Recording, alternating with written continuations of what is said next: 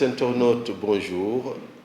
Nous avons le plaisir d'accueillir aujourd'hui dans le studio de Financial Afrique Hamidou Tembine, mathématicien. Alors Hamidou, c'est quoi être mathématicien au XXIe siècle? Euh, Très bonne question. Merci pour l'invitation. C'est un plaisir d'être ici dans votre studio. Alors, être mathématicien, c'est très complexe aujourd'hui parce que les mathématiciens ne font pas que des maths aujourd'hui, ils font de l'administratif, ils font de la recherche et financement, etc. Donc, évidemment, au départ, mathématicien, ça veut dire quelqu'un qui fait des mathématiques. Et les mathématiques, c'est les mathématiques. Ça veut dire qu'il y a beaucoup de sous-domaines à l'intérieur et essentiellement les applications aussi des mathématiques. Voilà, donc quelqu'un qui fait des maths est un mathématicien, mais aujourd'hui, quelqu'un qui fait des maths, il y a plusieurs variétés de mathématiques. Ouais. Alors, vous avez obtenu un baccalauréat mathématique au Mali. Ensuite, vous avez évolué. Pouvez-vous revenir sur ce parcours qui vous a conduit du Mali à New York? Oui, alors donc j'ai fait mon bac scientifique sciences exactes au Mali. Ensuite, j'ai eu une bourse, bien avant, j'ai fait des concours des Olympiades de mathématiques. Oui. Et donc, j'ai eu une bourse d'excellence de l'UNESCO. Ensuite, une bourse d'excellence du gouvernement français pour aller continuer mes études universitaires en France. Et ensuite, donc, j'ai fait un parcours mathématique, informatique. Et donc j'ai eu un master en économie notamment qui vous intéresse, à Financial Afrique, tout à fait. et un master en mathématiques aussi. Et plus tard, j'ai fait un doctorat en informatique sur la théorie des jeux. La théorie des jeux, c'est une branche entre les mathématiques, l'économie, l'informatique. Donc du coup, ça me plaît bien. Et après, j'ai été maître de conférence à l'École supérieure d'électricité à Paris pendant 4 ans. Sur les applications de la théorie des jeux, donc notamment en économie, dans l'énergie, dans les télécommunications, etc. Et plus tard, donc 4 ans après, Central Supélec, je suis allé à l'Université de New York, où j'y suis depuis 7 ans maintenant, directeur du laboratoire de théorie des jeux, d'apprentissage de théorie des jeux à l'Université de New York. Et dernièrement, je suis plutôt à l'Université de Los Angeles, à UCLA, en Californie. Parcours époustouflant. Mais oui, justement, à propos de la théorie des jeux, parce qu'à chaque fois, on voit que votre nom sur Google et dans tous les moteurs de recherche est étroitement associé à cette théorie. Alors, de quoi retourne-t-elle? Pour un profane que je suis, comment me l'expliquer? Oui, alors la théorie des jeux, en fait, c'est moins théorique qu'on le croit, parce qu'en fait, on retrouve comme outil dans plein de domaines. En microéconomie, par exemple, les premières choses que vous faites à la faculté d'économie, c'est la théorie des jeux. Vous allez dire les marchés, voilà, un consommateur, un producteur, l'offre, la demande, etc. Et vous allez commencer à faire la théorie des jeux, l'équilibre du marché. Vous voyez, c'est des notions des théories des jeux conventionnelles, l'équilibre des nage, etc. Vous voyez, en fait, les fondations de la microéconomie se basent sur des outils de théorie des jeux. Donc ça veut dire que c'est appliqué. Et au-delà de l'économie, il y a les finances, il y a les compétitions entre entreprises, ensuite on va parler du numérique, de l'informatique, etc. Donc il y a plein d'applications de la théorie des jeux, notamment au niveau des machines, en mécanique, en physique. Donc ça fait qu'en fait, la théorie des jeux va dire quelles sont les parties en jeu, quels sont les potentiels. On renégocie les contrats, renégociation de contrats. Et donc, il y a une théorie des contrats. Il y a toute une branche qui s'appelle théorie des contrats. Et dans la théorie des contrats, la théorie des jeux intervient pour dire quelles sont les solutions qu'on peut, qui font qu'en fait, même en renégociant, une entreprise perdrait moins. Stratégique, je pense que ça peut nous donner une synthèse entre la théorie des jeux et l'analyse technique qui est très hésitée dans les marchés financiers, les chartistes et autres. Donc, est-ce que vous n'avez pas là un point de convergence avec ces traders qui pensent pouvoir à chaque fois prévoir l'avenir? C'est une excellente question, les liens entre le trading et la théorie des jeux. En fait, aujourd'hui, si vous regardez bien, on conçoit plutôt des algorithmes, on essaie d'automatiser. Tout à fait. Alors, ces algorithmes derrière, qu'est-ce qu'on fait? Derrière, on va dire oui, il y a tel produit. Les 5 dernières années, le cours du marché de ce produit était tant. Les 5 prochaines années, on va essayer de prévoir comment ça va être et donc son prix va monter ou descendre en fonction de ses prévisions. Et il y en a qui vont essayer de dire oui, comment je vais tirer mon épingle du jeu quand le cours du prix monte, descend dans la journée. Et donc à chaque fois que ça monte au-dessus de la moyenne, ben, c'est des opportunités d'investissement pour gagner plus d'argent. Et à chaque fois que ça descend, c'est des opportunités de vente parce que je ne veux pas perdre. Exactement. Donc ça fait beaucoup. Donc quand j'étais un petit peu plus petit, je me suis intéressé à un certain nombre de choses. Et aujourd'hui, quand j'ai la chance de retourner dans le village de Bon, ben, je leur pose des questions dans le but d'apprendre des maraîchers. Mais ça reste voilà, très très élémentaire, mes connaissances en ce sens-là. Évidemment, la géométrie m'intéresse en tant que mathématicien.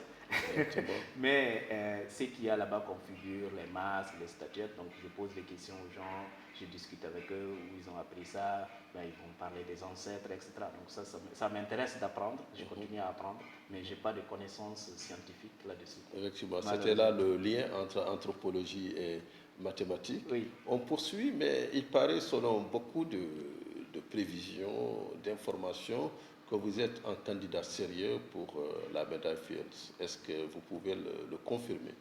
Alors, les mathématiciens ont un prix qui s'appelle médaille Fields. C'est pour les moins de 40 ans. Oui. Donc, les 40 ans, ben, c'est pour bientôt pour moi. Voilà, je pense quand même que vous avez un peu de marge quand même. Ça ne veut pas dire que ben, à chaque fois qu'on s'approche des 40 ans, on va postuler pour les prix. Mais il y a un certain nombre de travaux scientifiques, donc des publications scientifiques qui sont déjà validées par les comités scientifiques de lecture et de lecture. Et donc, depuis 10 ans maintenant, j'ai fait un certain nombre de publications sur Internet. Vous avez dû vous en rendre compte. Donc, certains, c'est en mathématiques et d'autres, c'est pas en mathématiques. C'est-à-dire mathématiques appliquées. Voilà, donc c'est en économie, ou c'est dans l'énergie, ou c'est dans le transport. Et cela ne compte pas pour les mathématiciens. Donc, il faut voir la manière d'évaluer. Vous voyez, si c'est uniquement mathématique, c'est uniquement mathématique qu'ils cherchent, pas la mathématique pure. Exactement. Pas les applications en énergie, en transport, dans l'agriculture, dans l'élevage. Ce qui fait que ça fait moins de poids par rapport à quelqu'un qui fait que des mathématiques. Ça veut dire qu'il faudrait un théorème Tembin pour... il faudrait plus qu'un théorème Tembin, il faudrait que ce soit en maths pure. Exact. Pas le théorème Tembin sur la colline de Bandiagara, mais le théorème Tembin en mathématiques. En mathématiques, exactement. Non, on voit. Mais est-ce qu'en Afrique, vous ne sentez pas que l'enseignement des mathématiques est vraiment en recul de nos jours? Oui, globalement. Donc j'ai fait l'Asie, j'ai fait l'Occident, j'ai sillonné un peu l'Afrique dernièrement. Les mathématiques, l'enseignement des mathématiques, globalement, recule partout, mais vraiment partout. Dans les pays africains, l'Afrique du Nord et l'Afrique francophone, etc., en fait, si on regarde globalement, on n'est pas trop en retard en connaissance mathématique. On n'est pas trop en retard par rapport au reste du monde. Pourquoi je dis ça? C'est parce que les étudiants qu'on voit ici, malgré les difficultés qu'ils traversent, ben, arrivent à suivre des formations en mathématiques quand ils partent en Occident. Ça veut dire qu'ils ne sont pas lâchés. Ils sont dans la vague. Ils ne sont pas les meilleurs, mais ils ne sont pas les derniers non plus. Donc, ce qui est bon signe, c'est-à-dire que si on maintient les rythmes, on n'est pas encore déconnecté. Donc, ce qui est bon signe.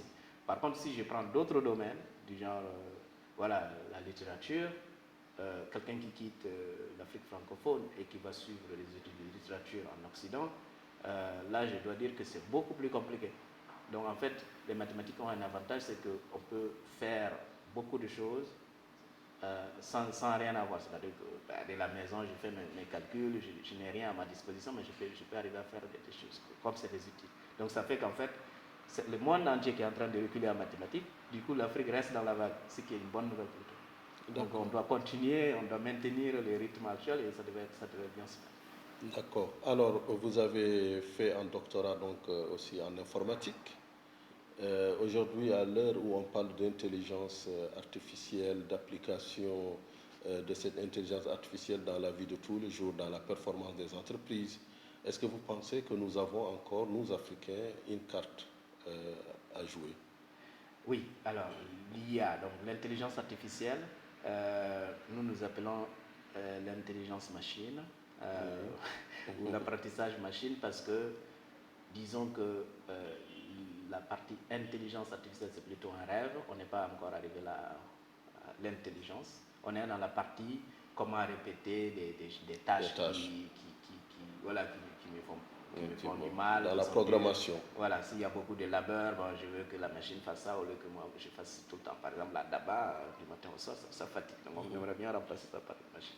Donc, ce côté-là, on veut que la machine, petit à petit, s'améliore, apprenne des choses, etc.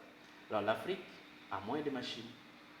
Et la raison principale, c'est que nous en fabriquons vraiment très peu.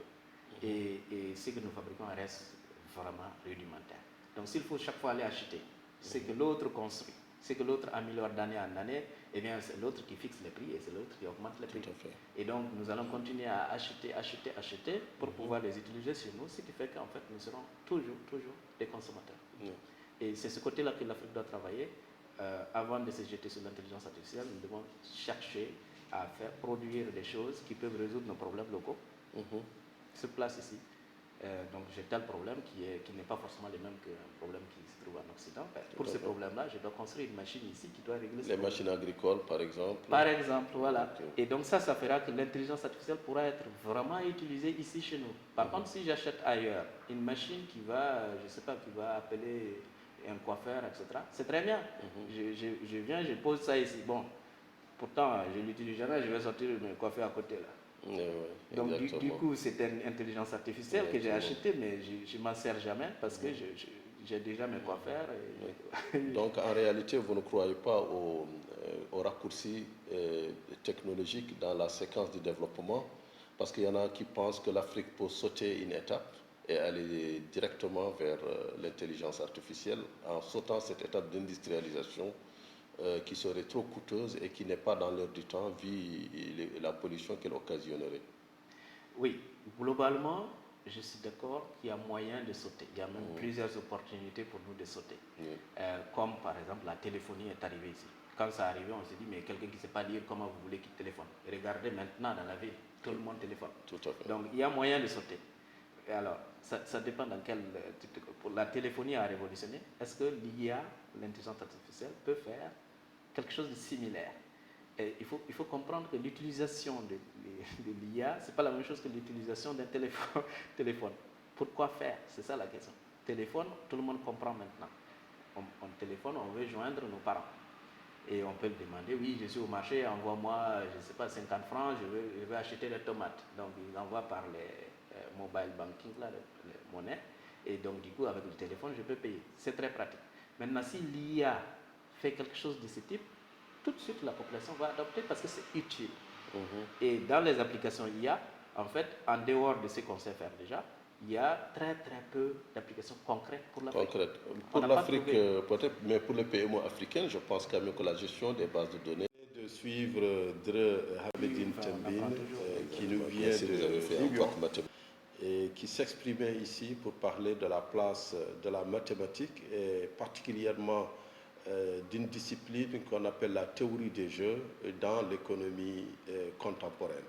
Nous vous remercions et vous donnons rendez-vous pour un prochain grand entretien.